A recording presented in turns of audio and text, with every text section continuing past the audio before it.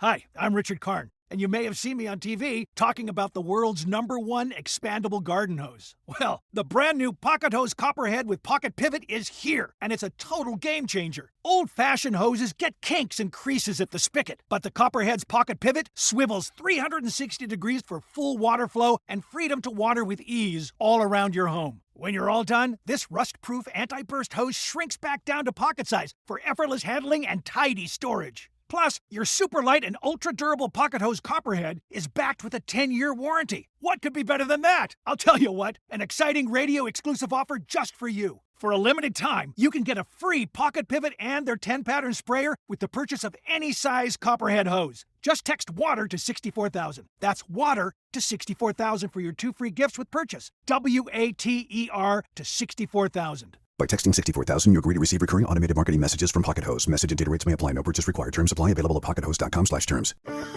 Having a life scholarship and being able to afford to go to college made me feel inspired to go. When I got a life scholarship, it was such a relief. I knew that I wanted to have an impact. Having a life scholarship through the SC Education Lottery was huge. It gave me the opportunity to make that impact right here at home. The South Carolina Education Lottery. A better you, a better us, a better South Carolina. Visit sceducationlottery.com/betteryou. Bon jeudi tout le monde, le CF Montréal se rend Houston au Texas pour affronter le Dynamo et lancer la deuxième partie de sa saison, la deuxième moitié, on va dire comme ça, la deuxième moitié de sa saison qui, on l'espère, sera plus fructueuse, en tout cas, plus glorieuse, disons-le comme ça.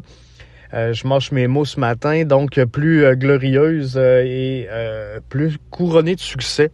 On va le souhaiter pour l'équipe, on va le souhaiter pour les fans également, que cette première début de saison catastrophique, on n'a pas besoin de le rappeler. Je pense que tout le monde en est conscient. Quelques changements dans l'organisation. Bon, on a su que Pat Valley quittait. C'est le gérant des coms, là. C'est pas le club qui s'effondre. Mais thumbs up à Pat Valley qui a fait un travail professionnel et remarquable au cours des dernières années, avec qui j'ai eu quelques entretiens. Et qui a donné la chance donc à des podcasteurs de rejoindre le club et de vous transmettre donc jour après jour là, du contenu. Il a été, est-ce qu'on peut dire un facilitateur? Peut-être que oui, mais en tout cas, quoi qu'il en soit, il quitte l'organisation du CF Montréal. Donc, bon succès à toi, Pat, dans tes prochains défis. Pour ce qui est du CF Montréal, ben sur le terrain, ça reste sensiblement pareil.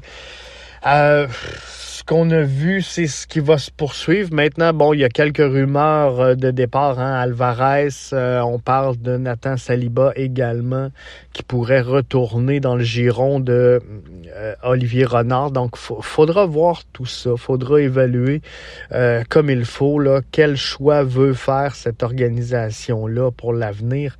Et pour l'instant, je veux pas dire que ça manque de transparence, mais j'ai l'impression qu'avec l'organisation du bleu, blanc, noir, on est toujours un peu à la recherche de cette information-là qui est pas claire, qui est pas limpide, mais qui pourrait l'être et qui gagnerait à l'être.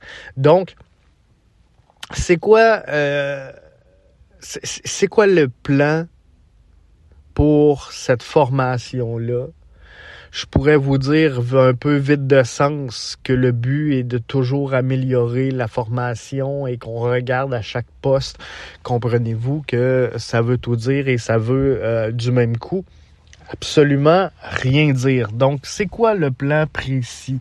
Est-ce qu'on veut ajouter de l'expérience à des postes clés qu'on va nommer un 9, un 10 pour favoriser la croissance, le développement de nos jeunes qui restent le nerf de la guerre. Donc, on va continuer d'investir sur des 9, sur des 10, sur des 6, des 8 qui vont représenter des possibilités de valeur de revente sur une vision peut-être un peu plus à long terme. Mais concrètement, c'est quoi donc ce plan-là? Est-ce qu'on peut nous le communiquer? Est-ce qu'il y a une stratégie? Est-ce qu'on est un peu dans l'improvisation? Est-ce qu'on veut entourer l'équipe sportive? Je vous le disais, le CF Montréal ne peut pas être un club qui recrute et qui vend avec que des gens inexpérimentés dans l'engrenage qui va servir de courroie pour amener ces joueurs-là. Donc, il faut des gens avec un gros réseautage, il faut des gens avec un grand réseau de contacts, des gens qui ont une certaine notoriété pour pouvoir séduire finalement et attirer chez nous des jeunes talents. Donc, si on veut y arriver, il faut juste trouver la façon de bien faire les choses et ça commence, je pense, par une meilleure communication avec les médias.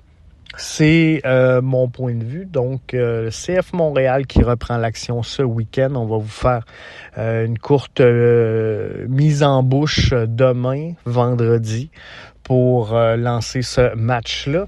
Et on lance cette deuxième moitié de saison avec vous. Donc, je serai là. On reprend. Je vous avais dit qu'on prenait une petite pause, le temps de cette grande pause internationale qui a mené au carton jaune de Joel Waterman. C'est ça. Qui est ça? Donc, je vous souhaite de passer un excellent jeudi. Et on se retrouve demain pour un autre court balado sur le CF Montréal. Having a life scholarship and being able to afford to go to college made me feel inspired to go. When I got a life scholarship, it was such a relief. I knew that I wanted to have an impact.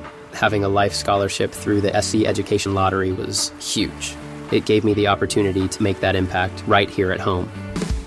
The South Carolina Education Lottery. A better you, a better us, a better South Carolina. Visit sceducationlottery.com/betteryou.